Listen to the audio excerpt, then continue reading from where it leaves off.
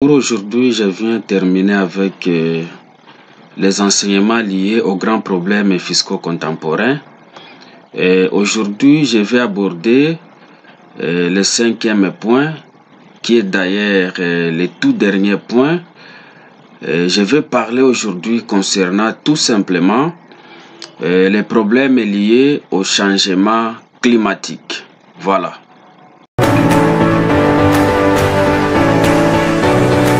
Vous désirez devenir comptable, ingénieur informaticien, responsable des ressources humaines, douanier, banquier, marketeur, entrepreneur.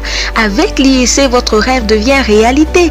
À l'Institut supérieur de commerce de Bukavu, vous trouverez les options de comptabilité, fiscalité, informatique de gestion, douane et commerce extérieur, marketing et communication et gestion de ressources humaines. Et maintenant, pour faire face au chômage et devenir chef conducteur d'entreprise, l'Institut supérieur de commerce de Bukavu organise les options de banque et finance et celles d'entrepreneuriat et gestion de projet. Avec des enseignants de qualité et des programmes répondant aux standards internationaux, le succès est à votre portée. Alors, je vais d'abord commencer à vous montrer l'impact du changement climatique sur les plans fiscaux.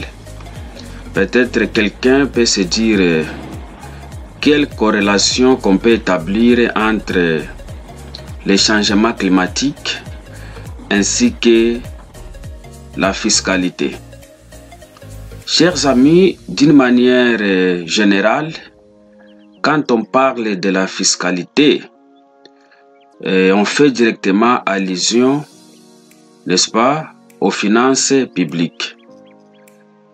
Alors, actuellement, comme vous le savez bien, il y a un phénomène qu'on a déjà observé et on est en train de parler actuellement concernant les réchauffements climatiques.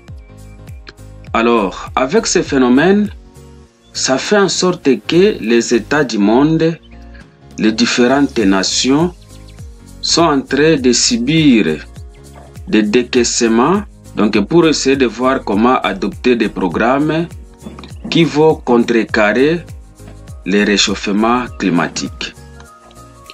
Alors, on va dire ceci.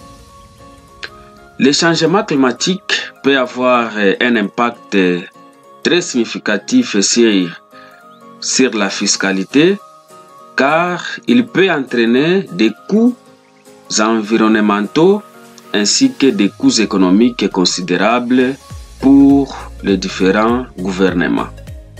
C'est ce que je venais de dire. Donc, les États sont en train de voir comment réduire, n'est-ce pas, l'impact environnemental du réchauffement climatique. Et les États sont en train d'investir abondamment pour voir comment arrêter ces fléaux.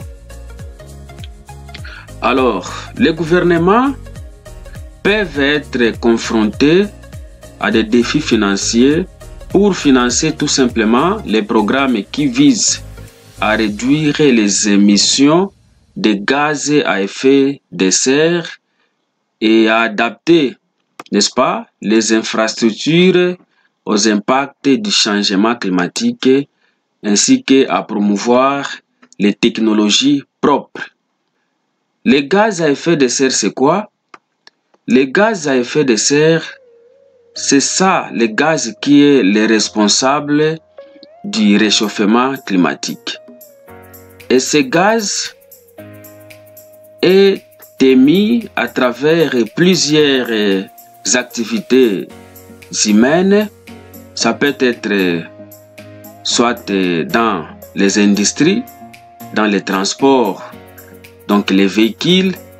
Ça peut être à travers la déforestation, la combustion des déchets. Donc, les activités humaines sont à l'origine aujourd'hui de l'émission de gaz à effet de serre et c'est ce qui crée aujourd'hui les grands problèmes liés au réchauffement climatique. Maintenant, les États sont en train d'engager des dépenses pour essayer de réduire les émissions de ces gaz afin de voir comment est-ce que peut-être on peut essayer de réduire tant soit peu cette difficulté. Les États sont en train d'investir, n'est-ce pas, dans les infrastructures qui ont des impacts au niveau du changement climatique et promouvoir tout simplement les technologies propres, les technologies qui n'ont aucun impact négatif sur les changements climatiques. Alors, quelles sont les solutions maintenant qu'on peut mettre en œuvre pour essayer de résoudre les problèmes du changement climatique? Pour faire face à ces défis, les gouvernements peuvent mettre en place des politiques fiscales qui encouragent tout simplement les entreprises ainsi que les particuliers à adopter des pratiques plus respectueuses de l'environnement. Alors, par exemple, les gouvernements peuvent introduire des taxes sur les émissions de gaz à effet de serre qui incitent tout simplement les entreprises à réduire leur empreinte carbone. Alors, dans d'autres cieux, c'est ça au fait le bien fondé de la fiscalité environnementale. La fiscalité environnementale, c'est une fiscalité qui ne vise pas, n'est-ce pas, la mobilisation des recettes, mais c'est une fiscalité qui travaille beaucoup plus sur les comportements, n'est-ce pas, de la population pour que la population n'abuse pas de l'environnement, pour qu'il n'ait pas, n'est-ce pas, un mauvais usage de l'environnement. Donc, on peut instaurer des taxes, n'est-ce pas, pour décourager un mauvais usage de l'environnement. On peut instaurer des impôts pour contrecarrer, n'est-ce pas, tout mauvais usage de l'environnement. C'est ça, en fait, la fiscalité environnementale. Dans d'autres pays, c'est opérationnel. Même en RDC, il y a déjà quelques dispositions légales dans ce sens-là pour essayer tout simplement de réglementer ou tout simplement de chercher comment contrecarrer les mauvais usages de l'environnement. Alors, les gouvernements peuvent également offrir des crédits d'impôt, n'est-ce pas, pour les investissements dans les technologies propres telles que les énergies renouvelables ainsi que les véhicules électriques. Alors ici, les gouvernements peuvent voir comment encourager, comment avantager les entreprises qui sont déjà en train d'investir dans les technologies propres, dans les technologies qui n'ont aucune mauvaise incidence sur l'environnement. Il fallait que les gouvernements, les États puissent accorder des avantages fiscaux, soit en termes de crédit d'impôt, à ces entreprises qui sont déjà en train, n'est-ce pas, de chercher comment lutter contre les réchauffements climatiques. Alors, de plus, les gouvernements peuvent introduire des politiques fiscales pour encourager la conservation des ressources naturelles et la réduction des déchets. Parce qu'on a déjà compris que parmi les causes du réchauffement climatique, il y a la combustion de la nature, la forêt, la combustion des déchets. Il fallait chercher des dispositions ou bien des politiques fiscales pour encourager, n'est-ce pas, la conservation des ressources naturelles ainsi que des politiques fiscales qui vont réduire, n'est-ce pas, le nombre de déchets.